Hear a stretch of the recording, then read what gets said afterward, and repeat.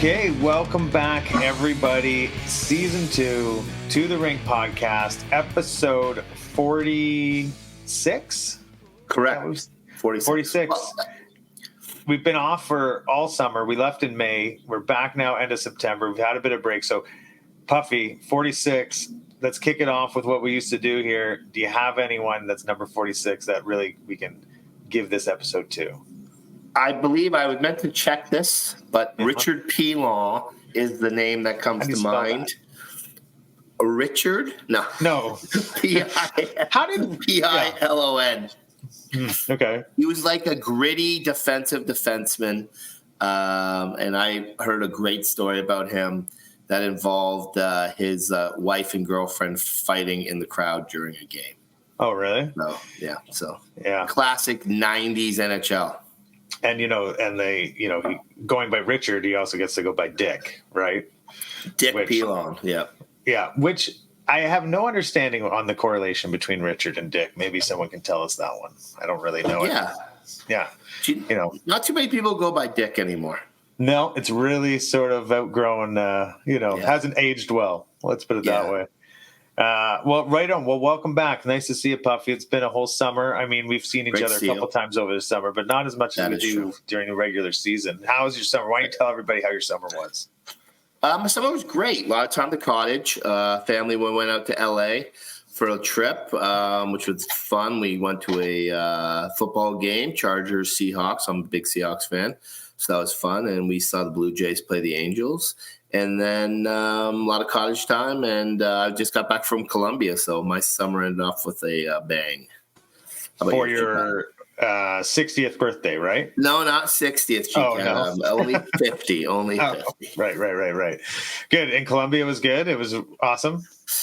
Yeah, it was pretty cool. I've never been to South America before. It's beautiful, a lot of fun, and a lot of laughs. We had a good crew. Good. Nice. Awesome. And you're happy to be back for season 2? I'm thrilled. I was in Colombia last week having a great time with my buddies, but I'm just as excited to be going to Ohio this weekend for a minor hockey tournament. So. Oh, you're heading off to Ohio this weekend? Yeah, we're leaving tomorrow, wheels up, heading to the great state of Ohio. I know the kids all make fun of Ohio for a reason. There's like Ohio Man now or something. There's people from Ohio aren't well thought of, but I'm excited to head to the Buckeye State. Toledo, I believe. I should probably know since I'm the driver. Nice. Near Bowling Green University. I know we're playing a game there.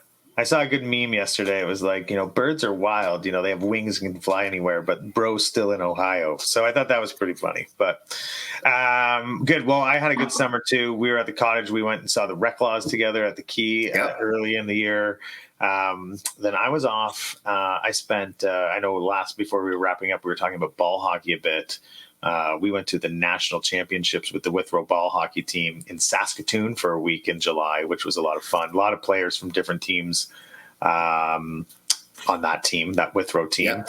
We did not win the A division. We won the B division but we really should have been in the A division. It was a huge heartbreaker that didn't allow us to get into that, which was really upsetting. But it was good to get back in the rinks in July out in Saskatoon. They got some beautiful barns out there for sure. And ball hockey, really got into it this summer. Actually, the boys had a lot of fun, and it was a really good time out in Saskatoon. And but then, unlike you, I did not go to Columbia at the end of the summer.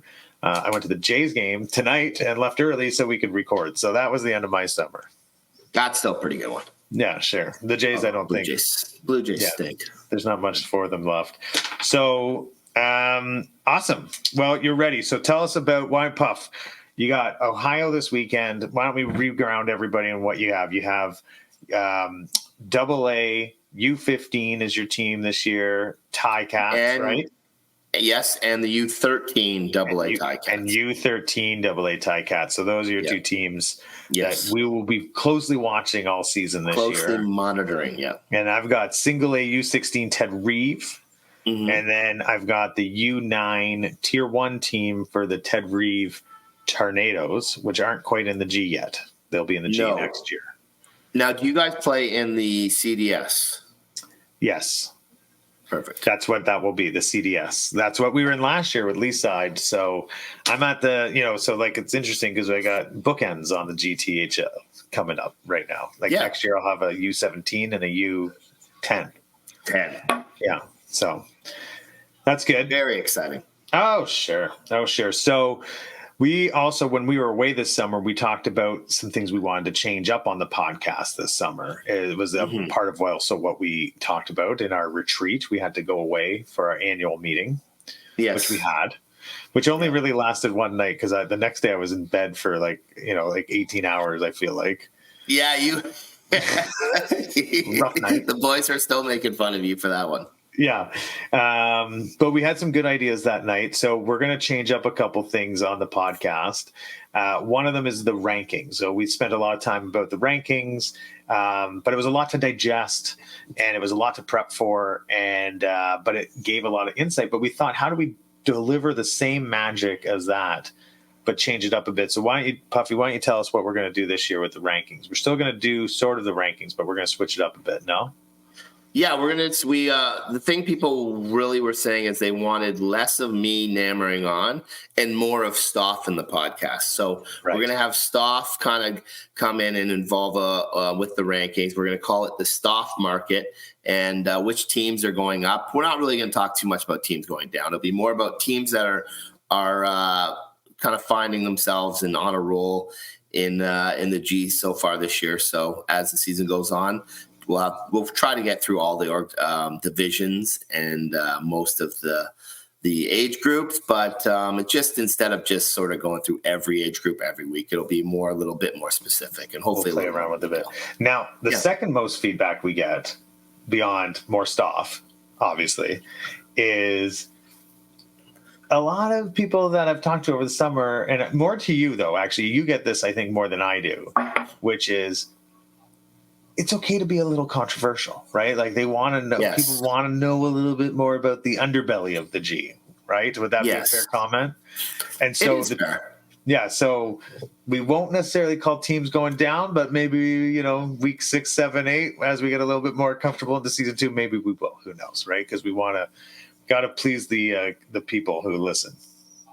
But we also don't want to get in the sewers that some of these places can get to. No, we got to be above the sewers. But lots of people were asking about that, which is great. So, that is what else. Anything else we're going to do this year on the pod? We're going to still do weekly. We're still going to do guests. We've done one interview. We're hoping to do a couple more over the next couple weeks. So we have a couple interviews. I think one of the other things, though, I would say is those listening, we really want your ideas on any guests. We're looking for more, if you have someone who would be a great guest, if you want to hear more about someone that we haven't talked about, send our way. We will definitely want to book those. Yeah, for sure. And then the other thing people were telling me they really enjoyed were your little, tidbits or deep dives into some of the characters and personalities that's make up the minor hockey scene across this great province, like who's of the GTHL. Right. Well, it's funny it's funny you say that, Puff, because I got one right here. And so the Ted Reeve Thunder have played one game so far this season, and it was against the Markham Waxers. And now, I don't know if you recall, it was early in last season. I was like, what's a waxer? It feels like a 1940s, like street gang name where they have like a dance off or something is what it felt like, where they like snap at each other or something. I didn't know what the waxers was. So about a week and a half ago, went up to Markham Centennial Arena, I believe it was called, something like that. I did a little Instagram post about nice arena, beautiful facility actually, but it's the home of the Waxers. And I actually was a little confused because I thought the Waxers were in the GTHL, but they are not. We had an exhibition game with them, not in the GTHL. They are in the OMHA, is that right? OMHA, which stands for Ontario Minor Hockey Association. Yeah. Right. But regardless, because we like to, we're for everybody. We're for the people. We're focused on the G, but, there's, stuff around the G. And I would say the Waxers are around the G. Would that be fair? Oh, they're right there, G-Cat. They're right there. And I would also say Markham's got 3 teams. 2 are which in the G, which is the Majors and the Islanders, right? Like that, those 2 groups. But I did a little research. But the Waxers, nope, we're not going to participate in this one. We're headed over here. I love it. I don't know why. Now, did you guys win the game? I need to know the results. We did win. I actually don't recall the total score. I could probably look it up on my Team Snap. Yeah, but we won. We did win the first game, which I'll be honest, going in, as the boys get older and they're much more, sort of like aware, they're like, wow, man, we're going to, they weren't overly confident. Let's put it that way going into the game. Really? Yeah, they were just, I don't know. We hadn't had a lot of practices. Everyone's had a nice summer, but yeah, we came back. We looked good. And so we have another game this weekend against Port Credit Storm, also not in G. But this, Ozzy is playing his cousin, Mark. So it's a cousin versus cousin very game. Cool. Yeah, Sunday night. If When's that you'll be Sunday night at 9. Well, I'll be back hot in from Ohio, to the rink. Right to the rink, right to Ted Reeve. But before we move on to that. Oh, is that Ted Reeve? That's at Ted Reeve at 9 on Sunday. Port Credit Storm. Oh, no, maybe they're called the I forget what they're called. Yeah, Port Credit Storm or the Clarkson Wild or something like that. But anyway, they're playing Ted Reeve Thunder on Sunday night. It's going to be a barn burner. Cousin versus cousin. Perfect. They should drop the mitts. Yeah. They're going to be at our house for a barbecue in the afternoon. Anyway, let's talk about the Markham Waxers, okay? The Markham Waxers, they started, you love this stuff, 1930s, old-timer days. They traced their roots back to when Markham first fielded junior hockey teams in local competition, and the name Waxers refers to a traditional nickname associated with the production of wax. I mean, it is the most correlated name you can. Really? And the reason was it was once a major industry in the Markham area. That is a tidbit I did not know, that Markham was known for wax. They had a hockey team. They didn't go outside the box. They just threw an ER on the end and called them the Waxers. Well, that's very Canadian and very hockey. Just throw an ER on the end and there's your nickname. Yeah, so that was the case for about 30 years. And then in 1960, the Waxers became a part of the Ontario junior hockey scene. They competed in the Ontario Hockey Association, OHA, junior C division, where they began to make a name for themselves as a pretty competitive club, I guess. I'm assuming Markham also started to grow at this time. So the pool of people on the team started to get more and more talented. In 1973... how old were you then, Puff? Like I was not born yet. G-Cat. Oh, okay. I was not. Sorry. I was not born. The Waxers moved up. Were you on that team? The Waxers moved up to the OHA Junior A League, now part of the Ontario Junior Hockey League, making the beginning of the most prominent era of the Ontario junior hockey time. During this time, the Waxers had several strong teams and became a respected program for developing players and went on to higher levels, including the NHL, some of the players. So some of the successful people from the Waxers, some people that went to the NHL, because success is measured in many ways. So we're going to say the only reason why we're doing minor hockey is to make the NHL. And make the NHL. Short of that, I got one in U9, so I still got hope. Steve Thomas, you know him? Great player, Stumpy Thomas. That's what they called him, Stumpy. That was his nickname, Stumpy. Yeah. Adam Oates, you know him? Another great player, one of the best passers the game has ever seen. They call him the playmaker from what I got in my notes here. That's why. Rick Middleton. Oh, best. Like he did not wear a helmet, but he did not have a lot of hair. But the little hair he had, he used to flow and he'd stick handle his way through. Great Boston. Really? He had silky mitts. Ex-Waxer. Wow. That's a pretty good. And Mike Palmatier. Leaf legend. Great glove hand. Yeah. However, the most notable alumni is Steven Stamkos, who played on the Waxers during his youth hockey days before moving on to the OHL and the NHL. He was a first-round pick in 2008. You already know that, taken by Tampa Bay, and one of the most well-known Markham players. He played for the Waxers midget team, which we don't say that anymore, showcasing his goal-scoring ability before joining OHL Sarnia Sting. So there you go. So they've over the time. Stammer must have been pretty loyal because he would have definitely had chances to play in the GTHL then if he stayed out there and played.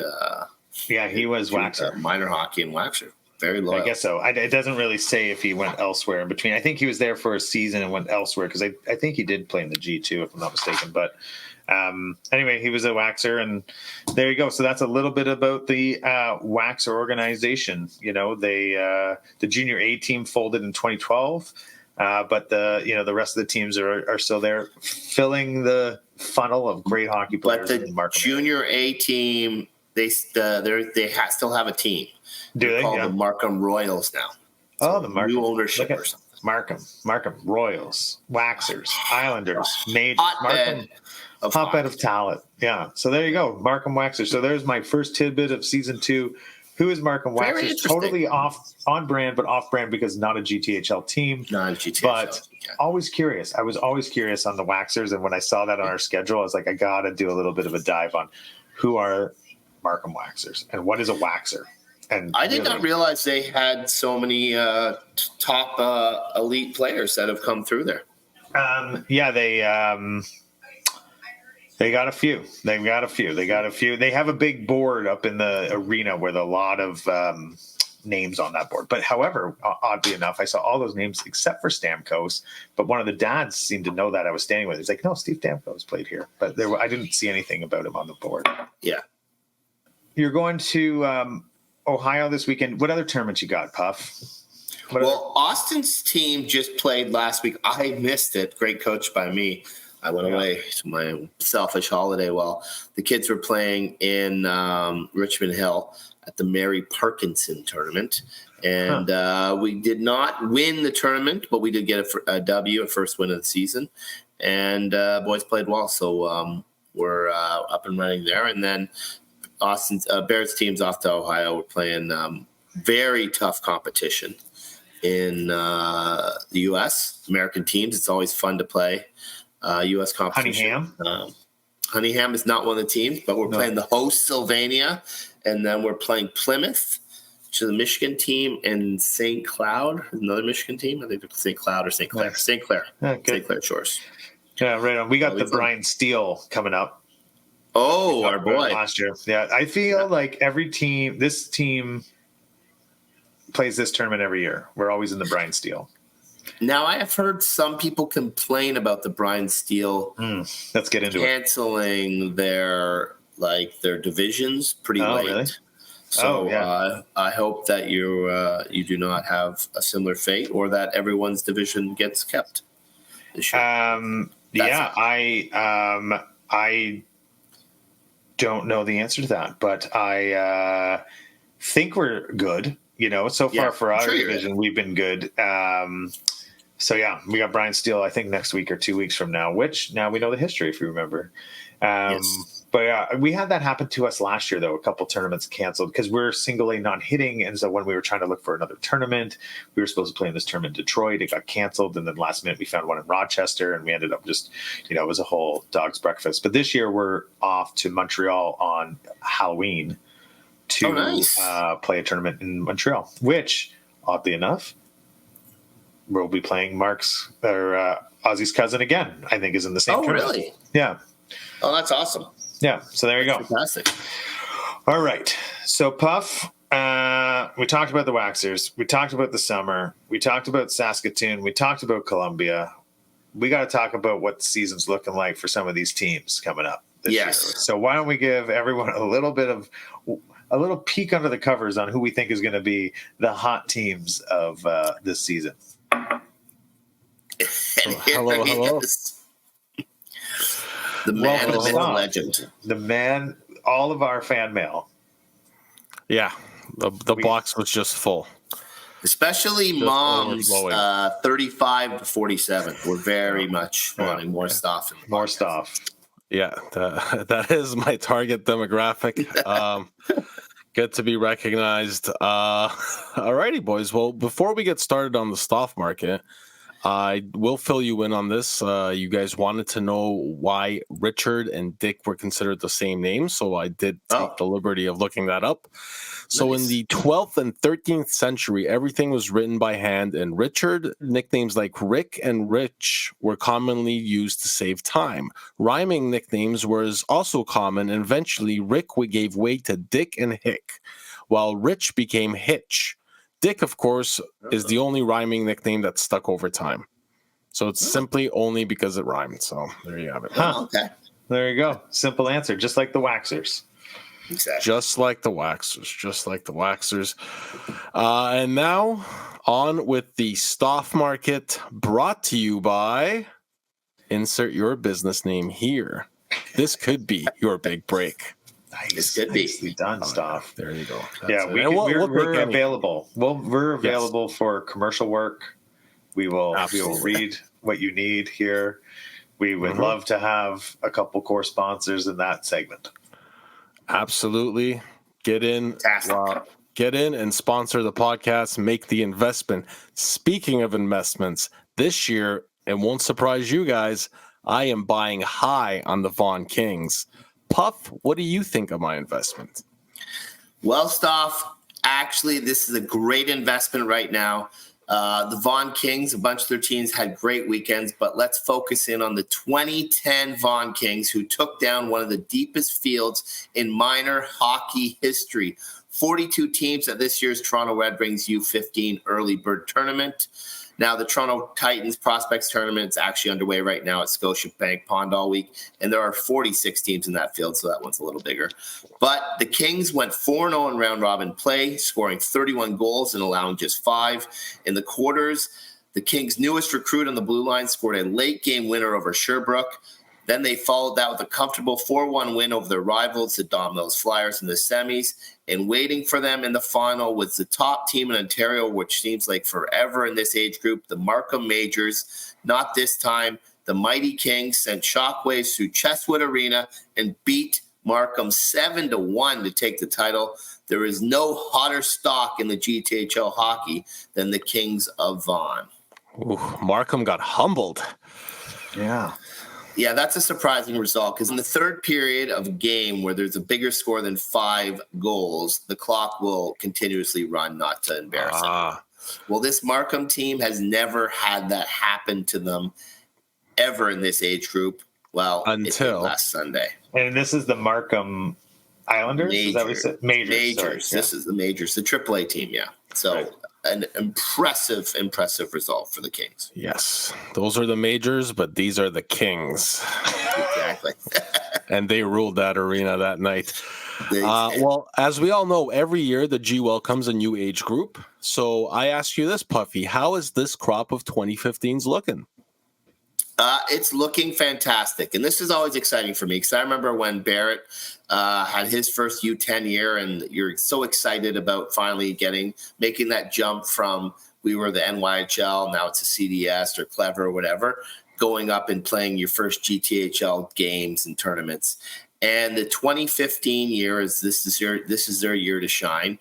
And the single A York Mills in their first tournament in the GTHL rolled through the competition at the Scarborough Ice Raiders early bird, outscoring their opponents 33-11, winning all 5 of their games, capping off the weekend, beating the host Ice Raiders 6-4 in the final.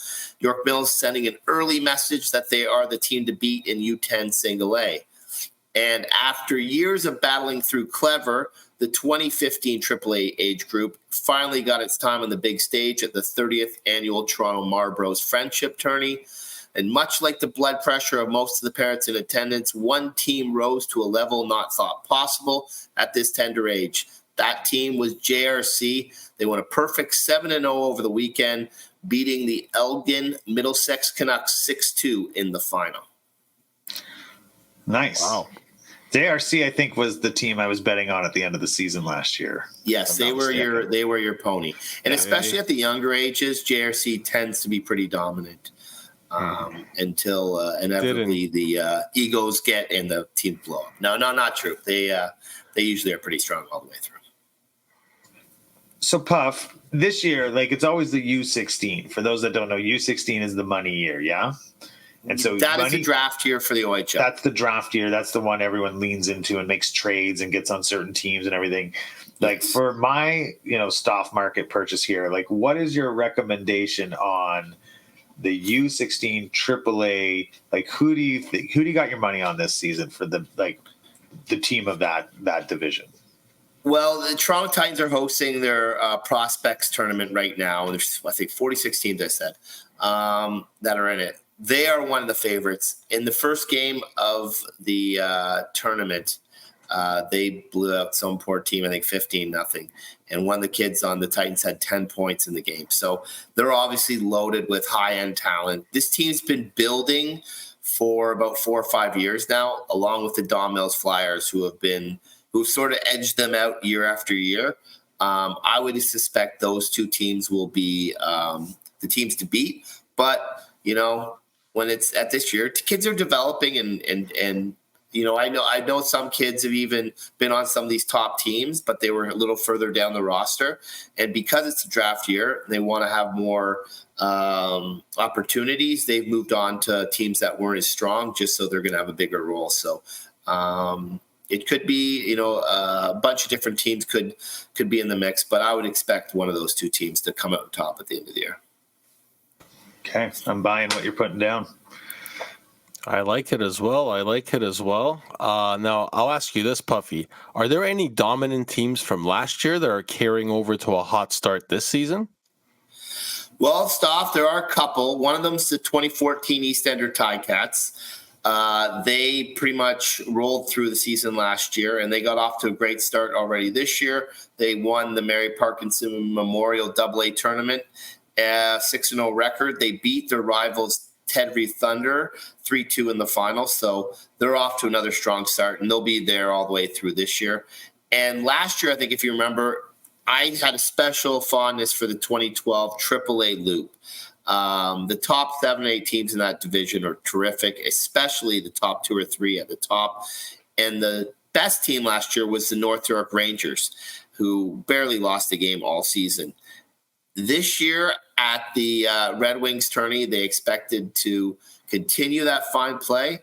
They rolled through to the final, perfect 6-0 record, but in the last deciding game against JRC, they lost 3-1. So it's JRC who has the early jump this year on that division. So those two teams are going to be back and forth all year long. That is some incredible stuff. Big time predictions. Tune in each and every week for another edition of the Stoff Market. Thanks to blank at this point. Yes. soon to be filled in. Soon to be filled in. Nice. I like it. The Stoff Market. It's like, what's that guy? Jim Cramer? Is that his name? Yes. Jim Cramer. Stoff's like our Jim Cramer. Yeah, just pretty much the same. Yelling about what to buy. Yeah. Throwing things around. We're heavy on the Von Kings this week, boys. I think you've been heavy on them. Good times ahead. Made a bet last year on them. Yeah, that's it. Okay. Yeah, Von Kings, JRC off to good starts. Loving it. See you next week, boys. Thanks, Stoff. See you, Stoff. Thanks. So, yeah. All right. Well, those are good predictions. And, we'll see. I mean, when does the regular season start even, Puff? I don't even know this. So the regular season starts for AAA teams September 30th, which is Monday. Yeah. And then a week later, the single and AA teams kick off their regular seasons. Okay. Austin's team actually gets to play opening night. Oh, really? Yeah, I don't know if we do. I have no idea our schedule really clearly yet. But, okay, riddle me this. Okay, this was new to me. So we booked our coaches booked a game against Port Credit. We were going to do a home and away thing, right? Yes. But we couldn't because you're only allowed so many games before your tournament, like before regular season. Like there's a cap on your games? I believe that's true. I didn't realize that. So we could only do one game with them because we were going to do one in Port Credit and one here, and then I was told we could only do one. I think you're only allowed to do 2 exhibition games. Yeah, but then a tournament, early bird tournament, and an early bird tournament, and a tournament. Yeah. So, but like if you play in the summer, does that count? 15 teams. If you played games, if you did. You're not supposed to. I guess they're not sanctioned. But if you played because there's tournaments like in August and July and stuff. Yeah. But as long as it's not like the Ted Reeve Thunder playing. No, but the Ted Reeve Thunder sign up to do a summer tournament. Does that count towards preseason games? No. Or does that count as a postseason game? I think season. that does. I think that's usually not. Did I just stump Puffy on a GTA? No, I think question? I think you might be throwing Ted Reeve under the bus. No, we didn't participate. No, all of our people go to cottages and relax and kick up. Okay. We're not. Yeah, like you're not. There's no team, sanctioned tournaments. Like you can't play Ted Reeve Thunder in the summer. Yeah. So we could just be called Ted Reeve. You just have to Lightning. make up a different name. Yeah, exactly. Right. Yeah, I got it. Okay. But once the tryouts happen, or once that's the new triggering September, date of then games. Got it. Yeah, because we had the one game with the Waxers, we got the one game with Port Credit, and then I guess we go into the Brian Steele early bird tournament. And then you'll be into your season. Then the regular season for us, which is an exciting time for us here. Exciting time back in the barn over at Ted Reeve. Where are you playing this year? We're playing Scarborough Village is our home rink. Austin's 9:10, I think, on Sunday mornings, and Barrett's, I think, 11:45. Okay. Nice. What about Ozzy? How's the Ted Reeve Sunday nights at 9 and no idea about Cliver? He just made so Clive just made this tier 1 team yesterday or the day before.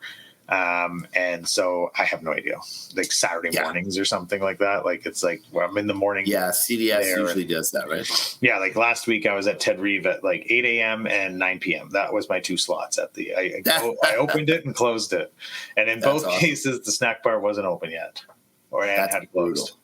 Yeah, how's the snack bar at wherever you Scarborough Village? Yeah, I don't even think we have one. Is it? No, it's in like that lobby, isn't it? Yeah, like it's more of a community center. Right. Yeah. It's not really the community center. Snack bars aren't as good, I find, as like the committed rink snack bars. Thoughts? 100%. Give me your thoughts, Puff. Agreed. I think that old school rink snack bars trump anything else as far as snacks. You know who had the best snack bar that doesn't exist anymore? Which one? East York Arena snack bar. Yeah, they did. They did have a and it just closed, and I don't know. COVID closed it, but it's never reopened. Oh, it never opened because we were done with the East York after COVID. As far as I know, it's not reopened. Yeah, it's been a closed thing. Yeah, and they did not let inflation bother them. That one, you could still buy a gummy key for like a sour key for like 10 cents. Exactly. You know, like you sometimes go to these arenas, it's $1. A sour key's $1.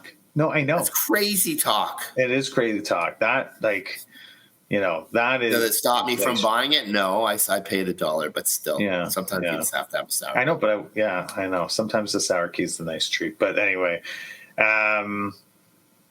so that's about what we got lined up for today.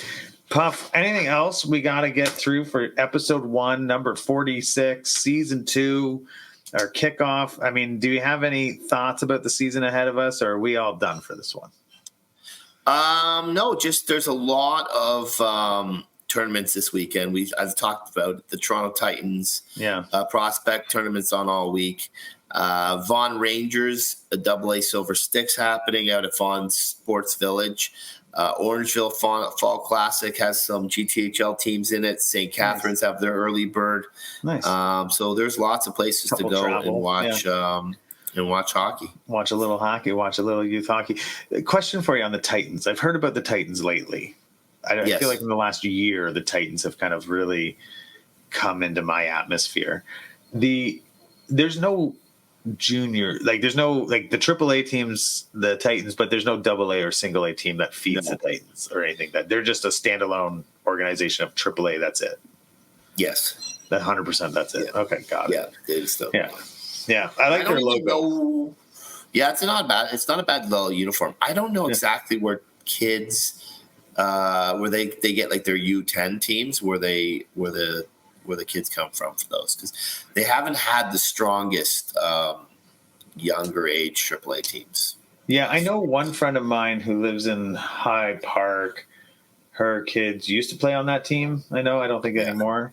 But that's where they were. So I don't know. But yeah, I never until we started doing this podcast, to be honest with you, I had never even heard of the Toronto Titans. But now I hear all about them. But I'll be honest, I didn't know a lot about hockey before we started this podcast. So, True. it wasn't like, I knew the Marlies and I knew, Don Mills and a couple of things like that. But yeah, Toronto Titans was not on my radar. I feel like they're like the Las Vegas Golden Knights, kind of new coming in, but winning. Well, they're winning at 09. Winning at 09. Yeah, the younger age is not as well. Well, their strategy is to build, it seems like. 5 years of building, boom. That 16 sweet spot. Let's hope so. Yeah. Okay. Let's hope so. Good. Well, listen, we've said it all. We got episode 1 under the belt. Season's not even started yet. Here we are, eager Beavers to get up and out of it before they start. We've got Ohio tomorrow. Back from Columbia. Puffy, you're just traveling, man. That passport of yours is just getting filled up. Stamp, stamp, stamp. That's it. We got to find some time to do some interviews. We got to get those done. And that's it. We got the Stoff Market. Yeah, and I guess that's our wrap up for this one, number 46. So thank you everyone for listening. Thanks everyone for your support. We're glad to be back. We got a whole season ahead of us. We'll be back every week. Stoff, thanks again. You're going to hear Stoff every week now, everybody, too, which I know is great. And Stoff's excited about, I'm sure, as well. And, follow us on YouTube. That's the one thing. I also got feedback, actually. I'm going to pause here. I got a couple people saying we need to grow our YouTube. And I don't know how to grow YouTube, really, if I'm being honest with you. We've got a decent following on Instagram. We've got, obviously, some good listeners on just like our regular listeners. But it seems like YouTube is where some people are saying we got to get our numbers up, but I haven't even looked at any of our YouTube stuff really. So yeah, I think that's where the kids would watch more likely. My kids watch a lot of YouTube stuff. I listen to podcasts. That's the thing. I would never watch. But anyway, follow us on, listen to us on Spotify and Apple, everywhere else you can hear Apple or podcasts. Stoff, thanks again. Puffy, nice to see you, and good luck in Ohio, and we'll talk soon. Thank you. Thanks everybody. Cheers.